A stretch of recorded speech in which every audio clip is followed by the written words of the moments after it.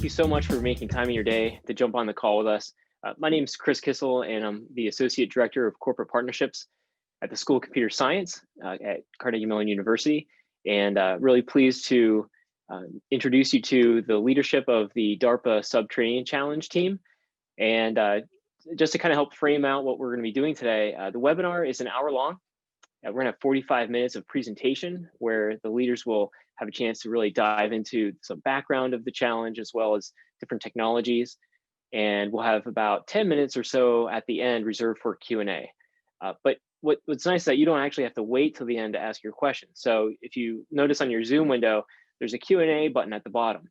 So please, at any time, just throw your question in there. We'll have a chance to kind of look through those and hopefully at some point maybe even answer those during the call, but we do have Q&A at the end.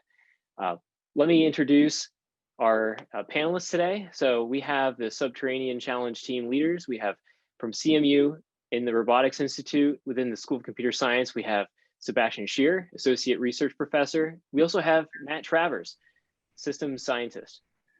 And from Oregon State, we have Geoff Hollinger, Associate Professor in the School of Mechanical, Industrial, and Manufacturing Engineering. We also have the pleasure of having some of the students who are on the team joining as well. And you'll actually have a chance to see them during the Q&A.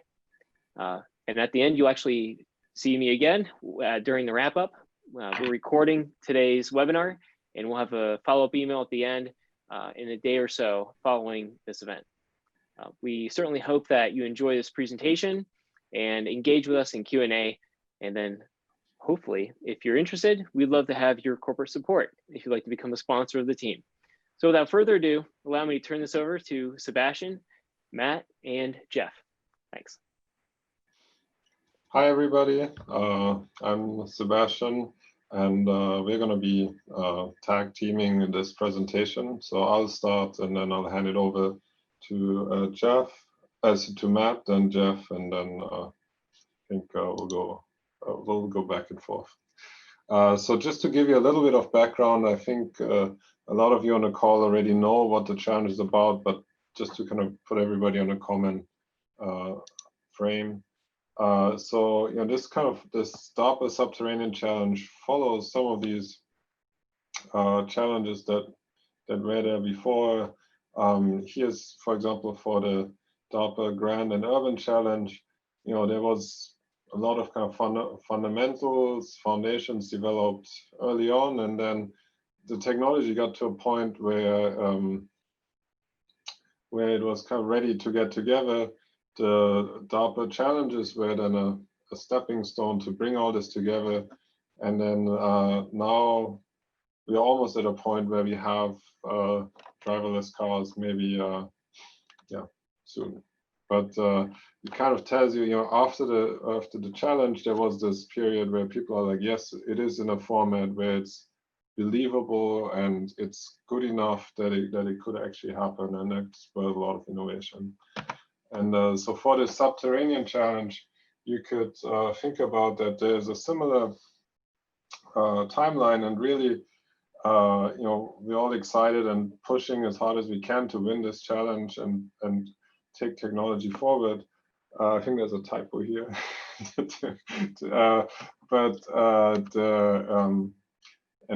I think there's also an exciting question about, what about after the challenge? You will have these teams of reliable robots exploring spaces that are very difficult, providing great maps, doing this object detection in a format that is very relevant. So what is the actual goal of the challenge? So it's to rapidly gain situational awareness of underground terrain in these kind of 3 different situations. So we have tunnels, urban, and the circuit event. And you have to, and there are many challenges. So there's no GPS, but you have to be able to localize very accurately. Sensing is degraded, so there's fog, dust, dark. Communication is, you have to bring your own or figure out how you're going to do it. terrain is difficult, and endurance the environment is big, and you have many obstacles. What are some of the other teams? Here's the list of all of the teams and some of the institutions involved. And so, it's a good, very international field and has a really good set of competitors that we are kind of excited to work with or against. And this is our team. So it's Carnegie Mellon and Oregon State with the support of some really great sponsors that have been helping us, with kind of pushing this forward. It's these kind of challenges take so many different pieces, and it's just everybody trying to come together to make this happen. The objective is, like I said, we have to find, classify, and localize as many artifacts within an hour as possible, within 5 meters of a DARPA-defined coordinate frames, and you have 40 tries for 20 artifacts. For example, there are 5 different types of artifacts you have to find, and 3 are common and 2 are different for each circuit. Here's a little kind of highlight reel of some of our runs. So this is from the urban circuit in February. Here you can see our ground robot with the drone on the back going in. It's exploring this almost completed nuclear power plant.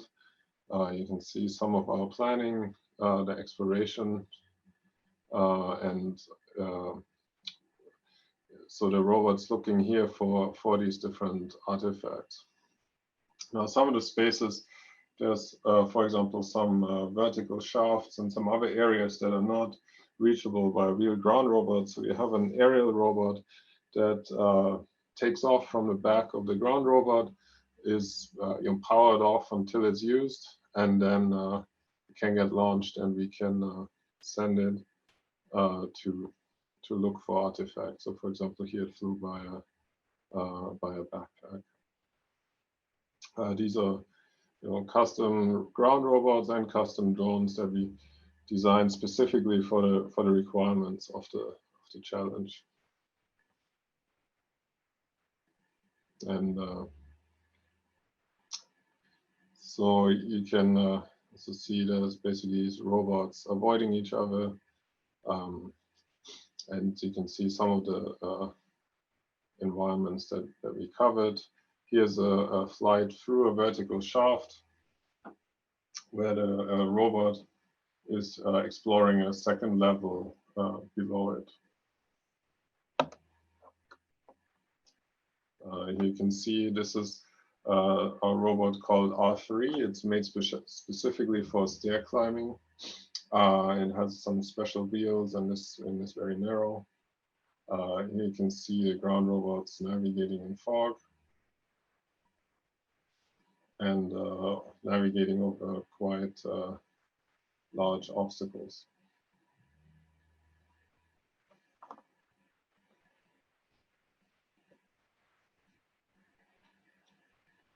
And descending staircases.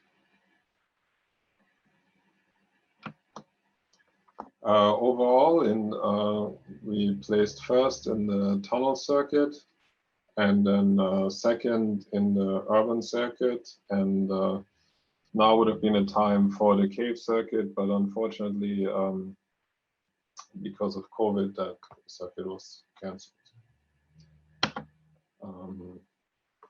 So next, I'll hand it over to Matt. All right. Hey, everybody. Thank you for joining. All right, so I'll take you through a little bit of our actual technical approach and some of the robots and just sort of what the picture looks like there. So we can go to the next slide. All right, so the main theme that we've carried throughout Subterranean Challenge from proposal writing stage and now throughout has been this notion of modular and resilient autonomy. Modular in the sense, right, that we all know and love, or perhaps know and love, right, that I really think about this system in terms of the individual components that need to make it up. This is nothing new. The reason for doing this for us from the ground up, I guess, is loosely based on experience. We built enough robots to know that robots break all the time.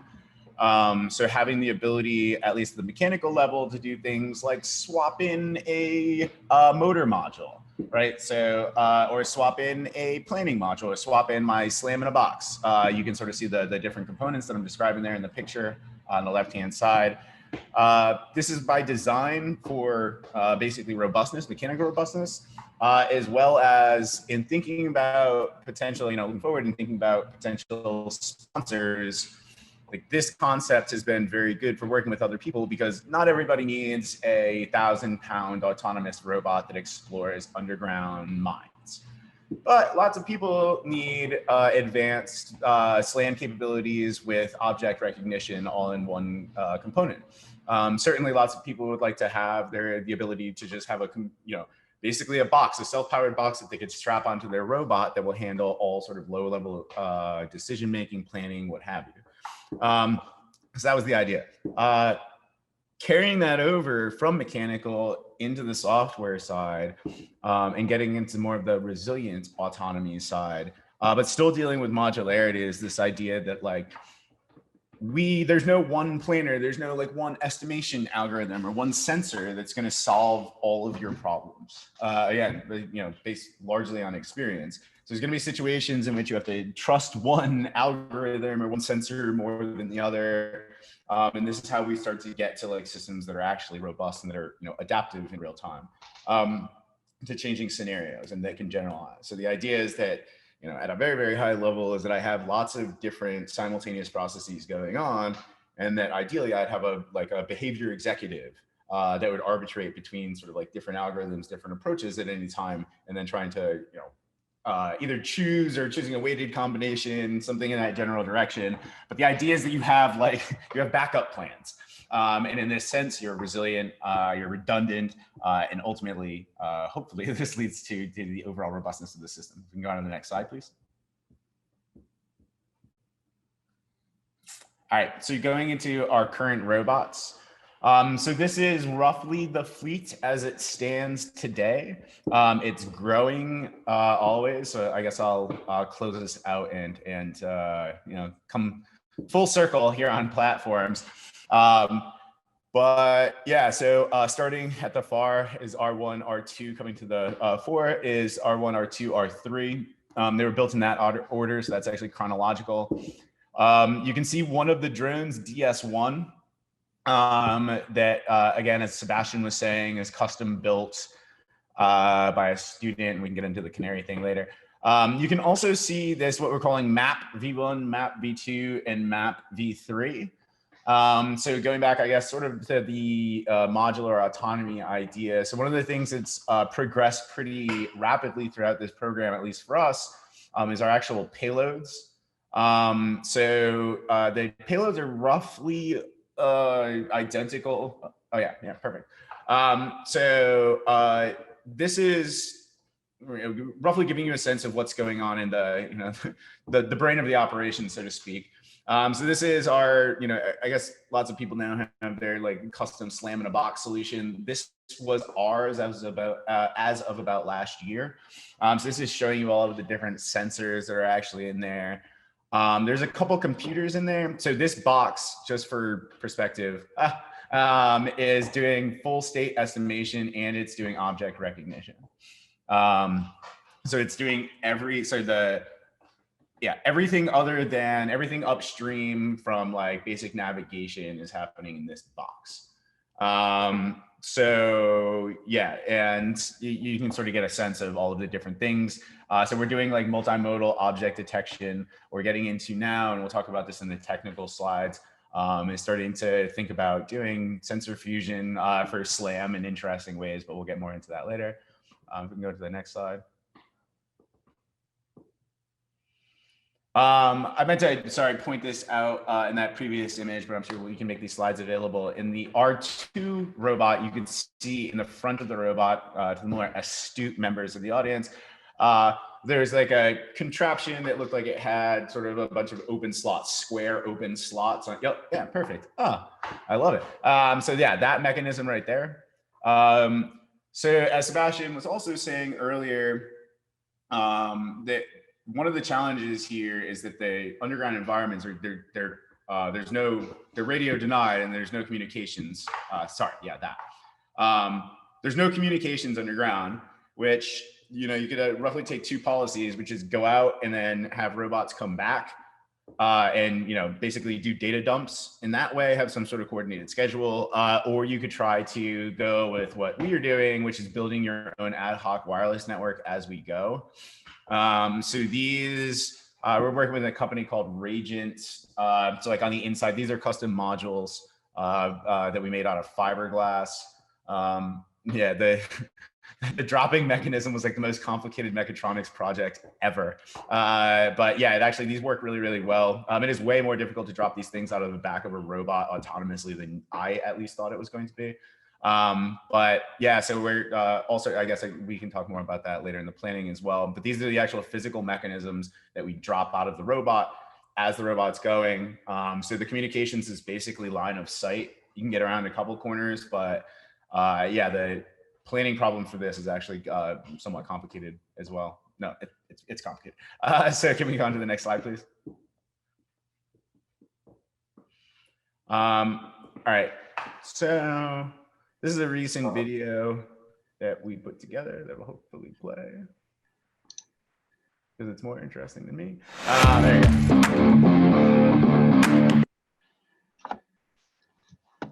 Love it. Promo video. So this, yeah, anyone who's spent significant time in a nuclear power plant can recognize this. I was just gonna make a comment about the parking garage there, flying at Carnegie Mellon. So this is video footage from SATSOP, which was the urban circuit event. So this was this is south of Seattle, Washington. This, what you're actually looking at, is an abandoned VA hospital where the team spent most of last winter. It was very glamorous, but this was our testing facility leading up to the urban event. So you saw the drone actually launching off of the back of the ground vehicle there. This is showing you a little bit about the actual interface that we're using. So this has been updated since. This is probably one of my favorite portions for the drones. And this is in Sebastian's video, but it's so good we show it twice. But this was autonomous. So the drone, this was all, there was no waypoints. So this happened on its own, which is cool. And all of this, the multi-level exploration. So we're out of comms right here. So again, going back to the line of sight. Showing you roughly what the robot is seeing. So sort of a conventional stack, planning stack is basically what you're seeing evidence of. But yeah. So I guess we're going to show you a bunch of drone videos later, but this video is really, really cool. I would encourage people to go back and watch it. All right, so with that, I will stop speaking for a while now, and I'm going to hand things over to Geoff. I think, yes, is it, let's see, no, I think, wait, what's the plan? Is it Geoff? I was going to take over at the plan part. Okay, yeah, so I'll start, yeah, I think I'll talk a little more and then I think it's Geoff, yeah. Yep. So there was a question in the audience about wheel options. Yes, there is tracks, wheels, and stair climbing tweaks. Yes, that's, yes, we have 3 different types of wheels. Well, so in general, so just kind of to give you an idea, this is essentially our autonomy stack. It's kind of grouped into these 3 different parts where perception takes up a big chunk of the research, and then but there are big problems in all 3 of these domains, and so we'll just show you some kind of examples of our approaches and what we're doing kind of on a relatively high level, just because we don't have enough time But you know, there's a lot of interesting problems actually, and research challenges, and some interesting things we're exploring there.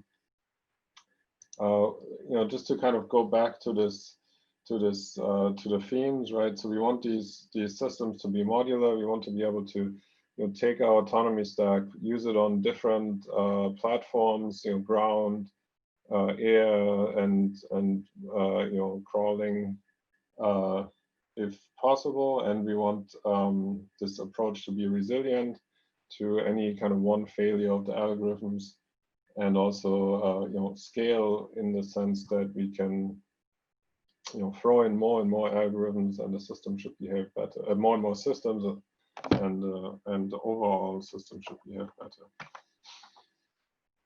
So I'll just start with a couple of on the perception side, and then I'll hand it over for the plan part to Geoff. So so one of the things that we have to solve is this problem of multi-robot SLAM, and you know, one of the things that's kind of interesting is that, you know, these robots might meet each other somewhere where they're out of communication with the base station. And you know, we want to still allow them to be able to have a shared frame, even if it has drifted. And so one of the things we're doing is to essentially, you know, these robots talk to each other. They know when they're close to each other, and they start sharing this what we call our map ledgers. So we have this kind of database that keeps on updating on each of the robots, and every robot knows what the other robots has, and they can exchange point clouds in this case to align their maps, and then, you know, it's optimized in a relatively standard fashion. One of the other things that is, you know, kind of a core technology is this robust state estimation. And so so it's a combination of visual as well as lidar odometry. So we get odometry from multiple sources, and then that odometry is fused with IMUs. And you know, there's those IMUs. You know, we have some nice IMUs from your Honeywell and Epson and MicroStrain that we can then use to really do good state estimates with. And so one of the things that's a little unique is that we rely actually a lot on the IMUs, and then use the odometries to cancel the drifts. This is just a quick video, just giving you some idea of what's happening. So it's a joint RGB lidar odometry, and you can do the odometry either with the visual only, or with the lidar only, or with both. And you know, we do need, you know, one of the things we have seen is that the lidar is usually very good, but especially in narrow cases, it can be you know, the problem can be ill-defined, and visual information can really constrain your motion a lot. Now, this still doesn't help you actually if you're in these fog-filled situations. So DARPA sets off some of these smoke machines, and they obscure visual and lidar data. And so we've, for example, developed this tightly coupled thermal inertial odometry. And one of the key things there is, you know, how good can you do this feature tracking in thermal images? And you know, after that, it's a very standard visual inertial odometry, but doing really good feature detection is where we spend some effort. And so you can see here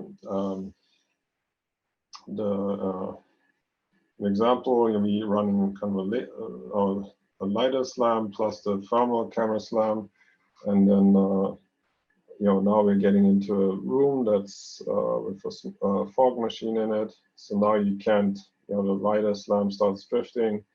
Thermal inertial odometry still works fine, and then here you can see that features dropped out for a little bit, and in that case, it relies more on the IMU. And so you can see kind of the difference between the LiDAR and the thermal odometry. Another big challenge for the object is object detection. So we run object detection algorithms on all the robots. Every robot's self-contained, and then sends back its detections to the base station when it has communication. So the modalities we take in is the camera, and we run some object detection network on this, and we run this at 15 Hertz on like 4 of the cameras. Then on the ground robots, we also have thermal cameras that we use. For example, the thermal mannequin is very easy to detect with this, as well as a CO2 sensor and a Wi-Fi sensor for cell phones and gas.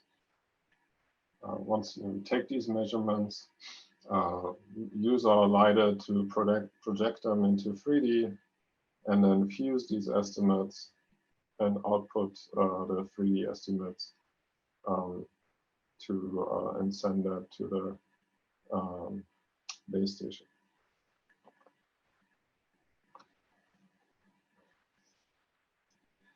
And so, these, we keep detecting, and these detections get fused.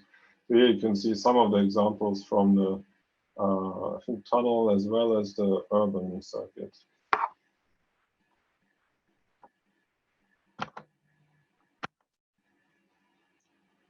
I'll hand it over to Geoff.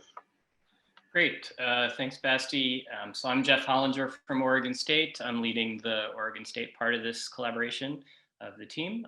So I'm going to be talking about some of the planning and coordination work that we've been doing, and then also user interface design, which ties in because the human is also a big part of the team here when it comes to the operator's role in this project. So we go to the next slide. Team coordination is really important here because we have multiple heterogeneous robots going into these underground environments. So the big question that we've been asking is, how do we coordinate these multiple and different types of robots where we have extremely intermittent communications? Particularly when you're dealing with things like cave walls and tunnel environments, you really can't depend on communication. So what we've worked on is efficient and compressed inter-robot map sharing, so that the robots can share maps when they have the ability to do so. Thinking about different map types like artifact locations, obstacles, and looking at various different submaps that can be transmitted effectively. So the solution that we've decided on is that we have robots periodically send out something called a ledger, which contains a list of the various different submaps that are local to that robot. The robots then use that ledger to decide which submaps to request from other robots, and then other robots respond to these requests while also taking into account bandwidth considerations, because we want to try to keep the communication low. These shared maps allow each robot to have an estimate of what the global map looks like, and that avoids revisiting areas and leads to coordination. Next slide, please. So here's an example of the ledger. So we see 6 submaps here, and robot 1's ledger, they have a subset of that, whereas robot 2 does not have a submap, one of the submaps. So robot 1 is able to transmit that submap to robot 2. So you see there's a gap in robot 2's map view of the environment. Robot can then request that from the other robot, is then sent to it, and then the robots now have a view of the world that is consistent within them. And we're able to do this efficiently through the communication network. We also look at air exploration and coverage, as well as ground vehicle coordination. So question here is, how do we explore and cover a subterranean environment in 3D with multiple aerial vehicles? That's the thing that makes the air vehicle problem particularly difficult, is the fact that you're dealing with a 3D environment. So what we've developed is a hierarchical planner that uses both global planning for long-term exploration goals, as well as a local planner for short-term trajectories. So the global planner plans for different viewpoints required to ensure maximal coverage, and then the local planner actually generates the safe and feasible trajectories that the vehicle can execute. We also have sensor coverage maps that are shared between the agents, and those enable coordinated exploration that avoids collisions. Now, one thing that's important to note is that we never are planning in the multi-robot space. We don't have a centralized controller here. This is distributed. So each robot is planning to do its own stuff, but because they're sharing maps and they're sharing information, they're able to avoid conflicts such as collisions and also avoid repeated effort. Next slide. Ground vehicle exploration is similar, except that we're dealing with a 2D environment. So we're thinking about how do we efficiently explore large scale environments at the kilometer scale, which is required by the challenge using multiple ground robots. We also take a hierarchical planner approach here, where we have a global planner that determines the visited order of some various subspaces. And keep in mind that the environment is initially unknown. So we need to keep replanning as we gather more information about the environment. And then we have a local planner that realizes the detailed exploration within that local area. So here you see an example from the urban circuit where we have 3 vehicles, UGV1, the ground vehicle, UAV1, and UAV2. And you can see that they were able to explore the environment in an efficient manner and sort of reduce a lot of overlap. And together they were able to explore almost the entire environment. Next slide. All right, so here we have a video that demonstrates some of the coordination. So here's robot 1 and robot 2. You see they have their own local maps. So green blocks are the areas that they're exploring. Blue blocks are the areas that they've already covered in the environment. Purple blocks are areas covered by the other robot. So they're sharing their submaps through the ledger. And then the white lines show a shared roadmap that the vehicles are also agreeing on that allows them to coordinate their behaviors. So robot 1 chooses an unexplored area that robot 2 is not exploring, and together they're able to coordinate and they're able to view this environment. So this 2D map is one of the submaps that is shared through the ledger in addition to the 3D information. Next slide. Yeah, it's the same video. Another aspect of this is thinking about communication planning. So as I mentioned, communication is very difficult. So we want to maximize the network coverage area, reliability, and throughput. And we want to be able to drop the network nodes that Matt showed you at really opportune places. And so we have the ground robots drop those nodes based on a cost metric to maximize the performance of the ad hoc network using TDMA and token bucket flow control. And those bound the total network traffic and give priority to essential messages so that we can keep the we can abide by the bandwidth limitations. Next. Here's an example of one of the ground vehicles dropping a node. So the vehicle moves to a location and identifies that the communication network is insufficient here. So then drops that node 11 there and then moves on with its task. Now, what we're able to do is we're able to actually build a mesh network from those drop nodes. So here's where the wireless links are form. As communication degrades, the robots will drop additional nodes. So here you see nodes are dropped. We have 3 robots here in this example. The network then remeshes. Robots continue to explore, and you're now able to communicate over a much larger area. So here's the autonomous dropping policy. So if R1 is no longer in line of sight with an existing node, it would drop a node. R2 here drops a node because it still has line of sight, but a distance threshold has been exceeded. So it would drop a node there. You could also use things like signal strength as part of that metric as well. Next.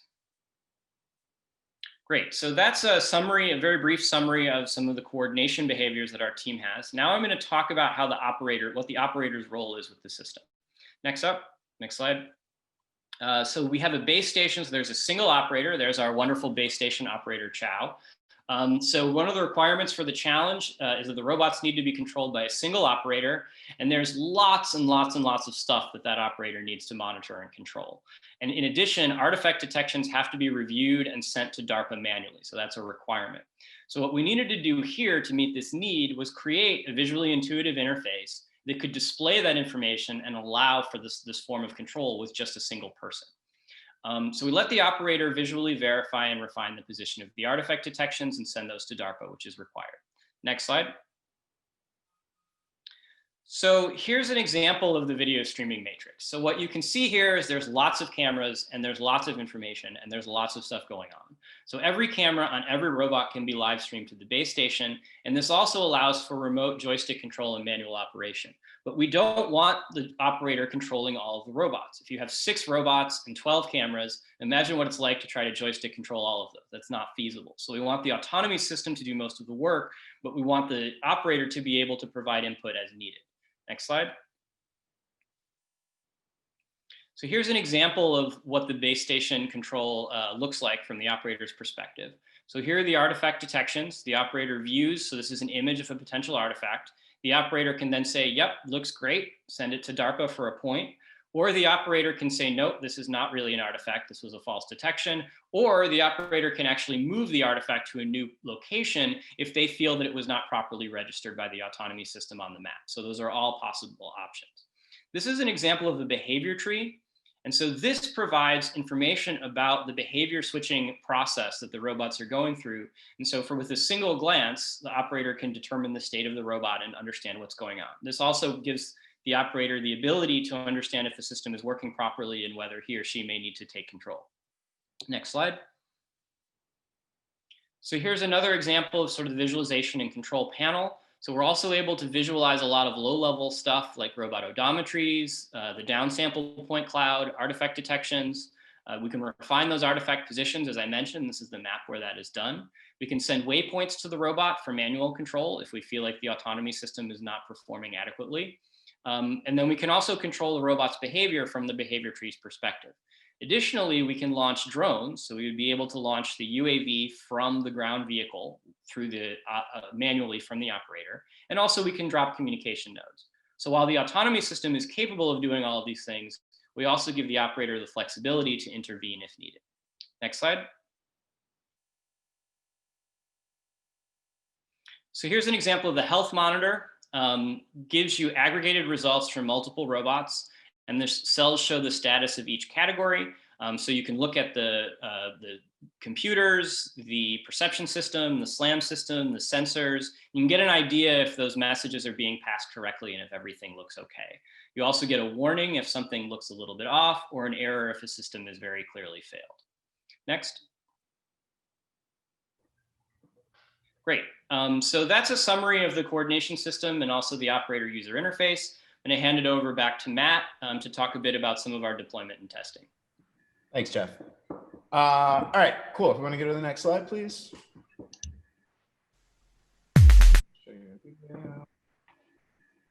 Man, whoever puts the music in these videos is really having a good time.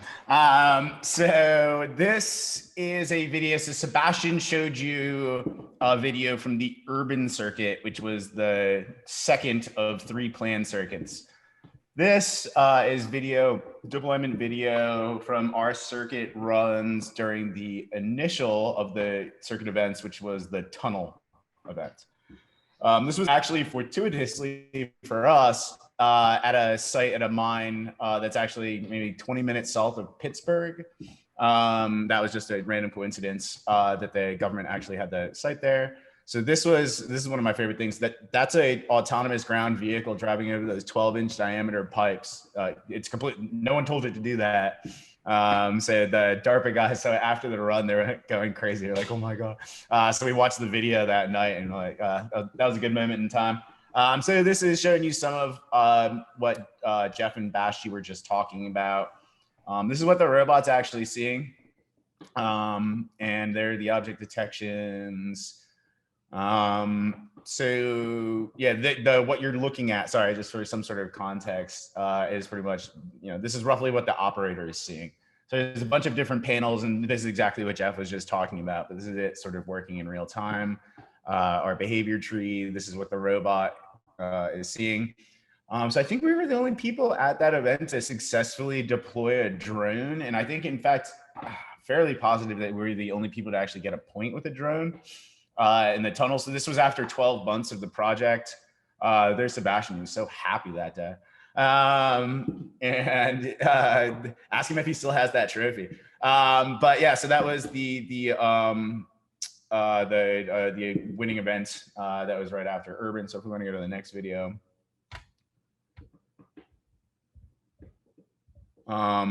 Or sorry, next slide. Yeah, so the third circuit event, if you're keeping track, was supposed to be cave. So it's actually been remarkably difficult to access a cave during COVID, even in Western Pennsylvania. So we did get access, our test site, we sort of got kicked out of the VA, that's a long story, but our test site over the last couple months has been in an old limestone mine that got turned into a storage facility, which is pretty common in different parts of, or at least this part of the country. So this is a place called Brady's Bend. They've been letting us drive around and fly there. If you want to just go to the next video or next slide, please. So this was a coordinated exploration that we did. So I believe red is drone, blue and green were the two ground vehicles.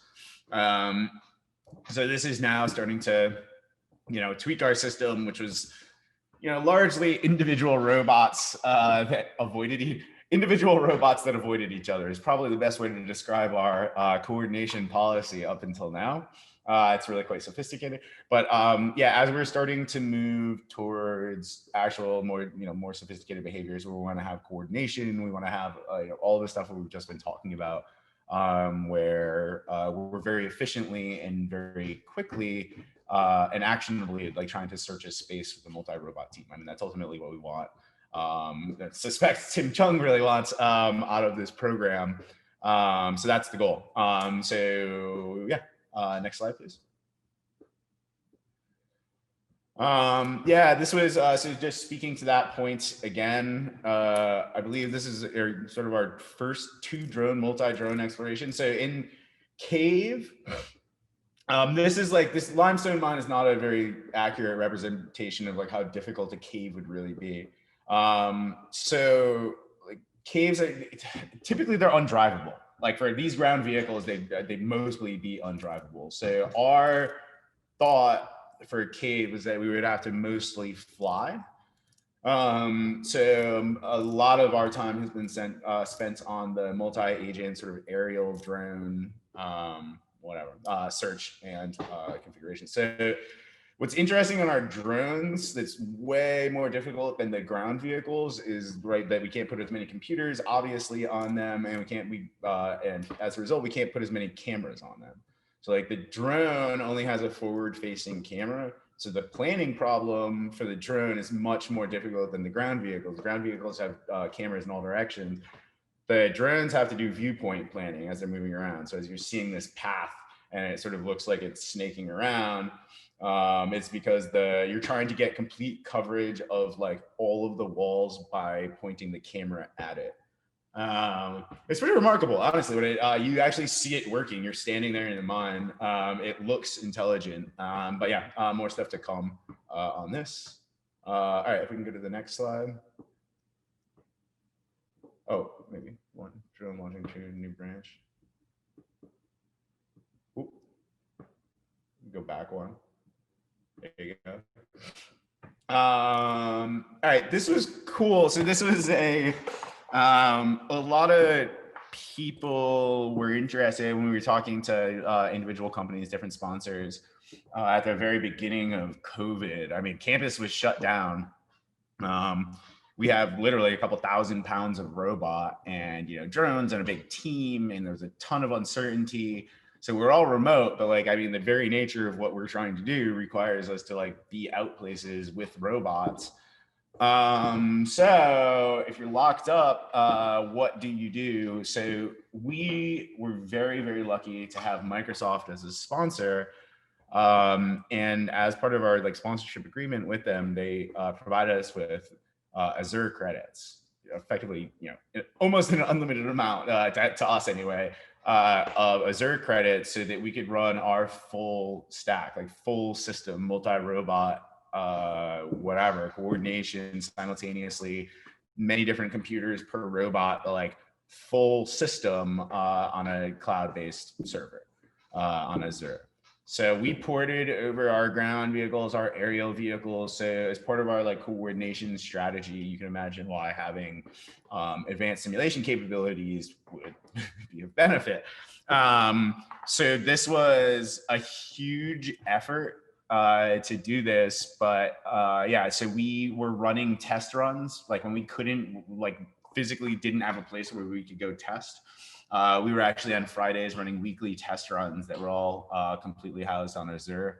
That like, you know, our base station operator was looking at the base station, just controlling everything in the cloud. So that was sort of one of the mitigation strategies we had. Like at that point, we didn't know that the cave circuit was going to be basically postponed indefinitely. So yeah, we had to figure out something. So that was at least our temporary solution. So we are still using this now. It was just like the ramp up during COVID was pretty intense. So that's, you know, cool sort of like, you know, subplot, so to speak. But anyway, if we go to the next slide, please.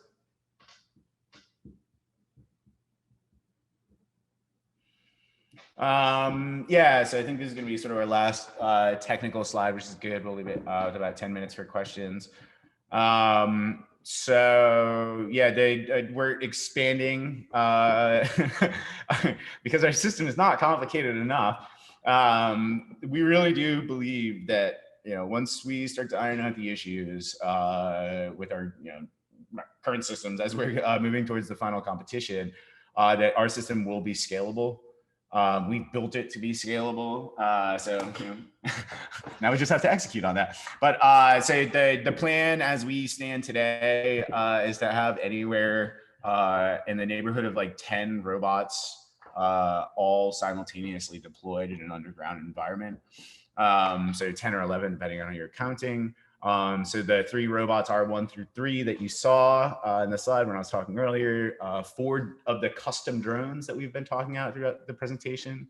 One of our new sponsors is Canary Aerospace, or Canary Aero, which is actually started by a couple of students out. The people who end up designing our custom drones actually have spun this company off. Now they make much nicer drones. Read into that what you want. But they're making us buy them. So, which we do, con gusto. So, but yeah, the team is growing is the main point here. We also, I saw Al Rizzi on the phone earlier. We purchased a mini Spot, or a Spot Mini. So after the urban and realizing that, you know, legs, we'll give in. Legs are better than wheels for stairs. So that changed, a little bit of change in thinking at the video here. So we're currently putting, you know, autonomous systems, whatever, getting that going up on Spot. And yeah, so all of the different research challenges, I mean, this is a very sort of applied context of what we're going and doing.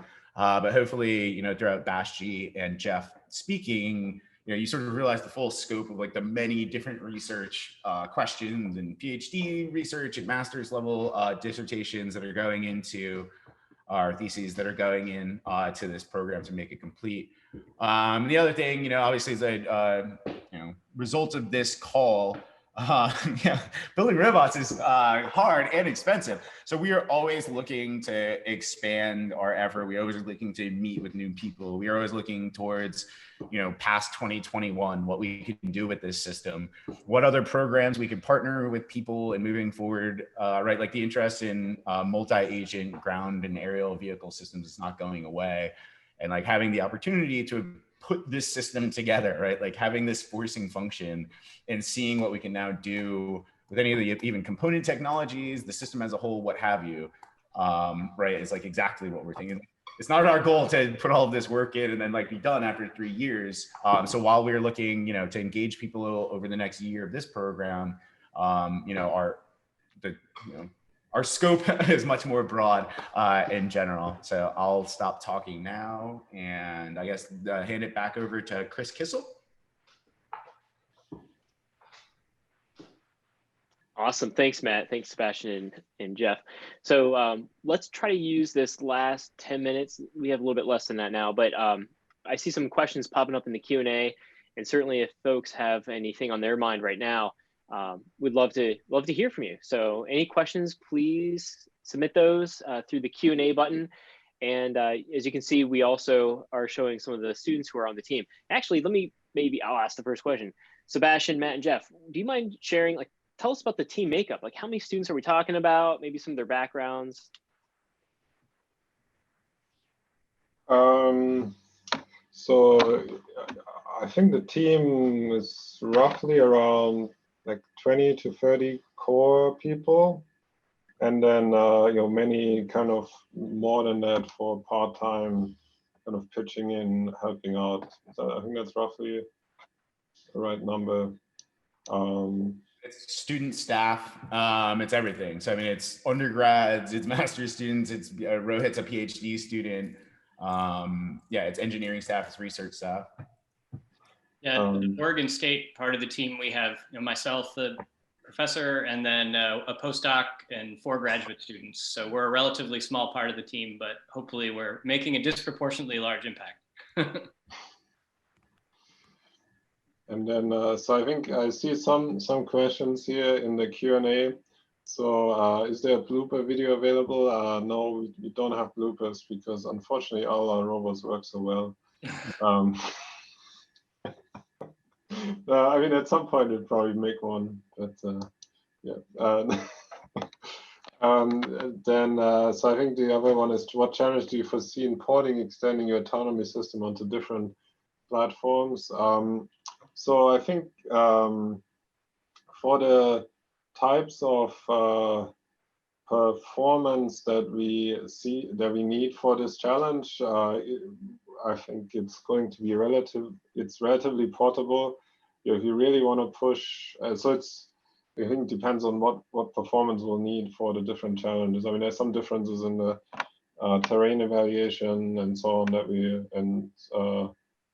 will have for a legged system, and then between aerial and ground, there's some differences in the kind of local planning and so on, and the perception. But overall, the core is all shared between platforms, and then the actual hardware is identical between the system we have that's one of the systems that we are driving, and then what we'll put on the legged platform.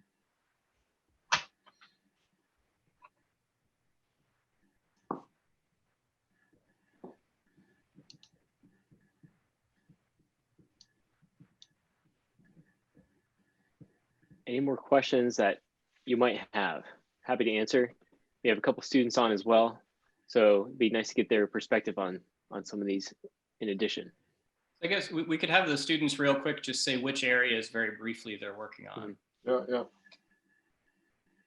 Hi everyone, I'm Bob. I'm a PhD student at Oregon State, and I'm working on the object detection side of things.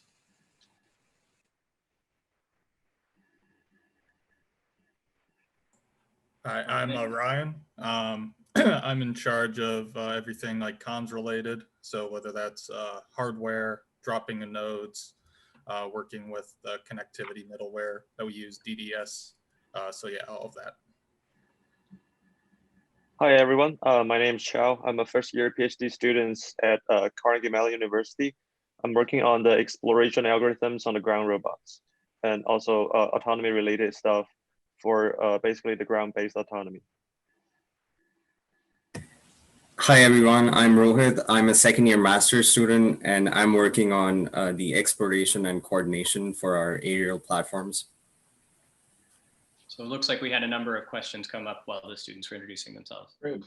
And I think they always say they're only working on an area, but they're actually much broader in the sense that to make this work, you got to know a lot about a lot of different systems and testing and so on. So we had a couple of questions. So one was, what are the gaps you can address after the second competition performance? So I think one of the issues we had was that a lot of our object detections weren't getting back to the base stations. And so this is something that where in terms of the communication and there's a lot that we worked on in terms of trying to improve it and optimizing communication, both in terms of what we send, when we send it, and then how we send it in some sense. And maybe just to kind of answer the third question is, so we're using RTI for DDS, which kind of helps us also try with the how part, make as efficient as possible. Maybe Matt, do you want to answer the next question? Let's explore the project sparked ideas for integrating with humans, active exploration and interacting with the robot network throughout a SubT environment. Wow. Yeah, so we have not ourselves necessarily thought about like the direct connection of like having human teammates. The way that we're actually doing the exploration, because we knew we were going to have heterogeneous teams of robots and that we wanted them to also avoid each other and to be like dispersed in their search. Like theoretically, the way that the algorithm works, as long as the robots knew that the humans were on their team and they could recognize them in the same way, like they were on the communications network effectively, then like our search strategy should work. Like adding more robots to our search strategy, it's meant to be portable. So like if you treated a person as effectively another robot within that communications network, it should theoretically be possible. Yeah, so you need to instrument the humans. You need to put like a LiDAR hat and an IMU or something on them. And then if they had a computer to build a map, and then if they were in the map ledger system, the robot would treat them as sort of an uncontrolled asset in the environment. You may want to try to do some kind of prediction in terms of where the human would go because you're not controlling the human. But you certainly could do that. You just run into some uncertainty because humans do crazy stuff and you wouldn't be able to predict that. But that would be very interesting. Or at least odometry. Like at minimum, you'd need odometry to make it work.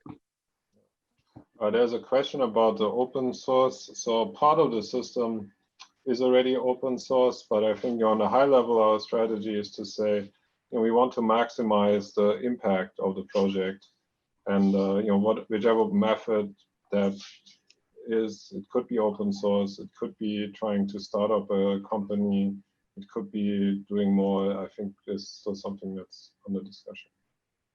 So we could have maybe one of the students chime in on this remaining question. What's the challenging thing about being on the team, guys? Hey, I'm gonna go teach. I apologize for interrupting. All right, thank you to everybody who attended. Thank you guys for helping give the presentation. I hope everybody had a good time. Thank you very much. See ya. Yeah, I think I can start it off. I think one of the biggest challenges that I have is maintaining reliability of the modules that I develop. So I think it's fairly easy to develop an object detection module that operates by itself, but considering the compute constraints, considering all of the communication constraints, and the various sort of other constraints of the system make this a particularly challenging project, I would say. Yeah, I would, to add to that, I would say there are so many parallel processes going on. Everyone's trying to, push updates to code and all of that. And all of that code has to be merged to a single location. So there are a lot of system dependencies. And if not every dependency is checked out, then the addition of stuff can end up hampering the performance of some other modules. So always just making sure you're most up to date with what you're pushing.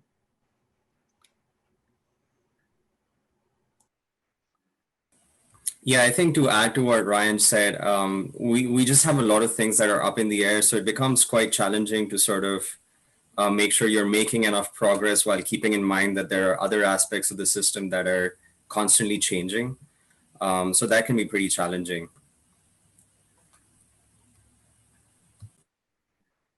Yeah, to me, it's more like working in this huge team to get everybody up to the same page and then understand other people's work. I mean, that's already pretty challenging because we need to have a lot of meetings to get everybody on the same page. And then communication and also coordination, even between humans, will like be like a challenge problem. Yeah, but I think we are dealing well with it, even though in this like a remote situation. Yeah. Maybe we could have a meeting about that. Yeah.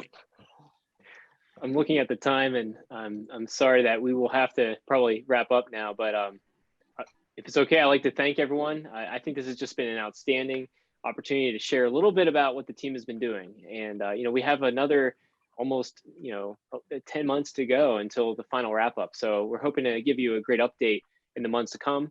Want to thank certainly the panelists, Sebastian, Matt, and Geoff, and of course the students that you're meeting right now. And certainly want to thank you for the support that Laura Elford provided, and our CMU Media Services with putting all the Zoom together.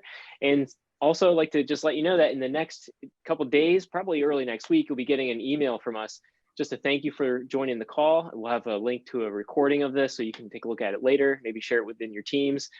And for the companies that are on the call, if you are interested in chatting about becoming a sponsor of the team, we welcome that. I think Matt did an excellent job framing it. So hope to have follow-up conversations with you as well.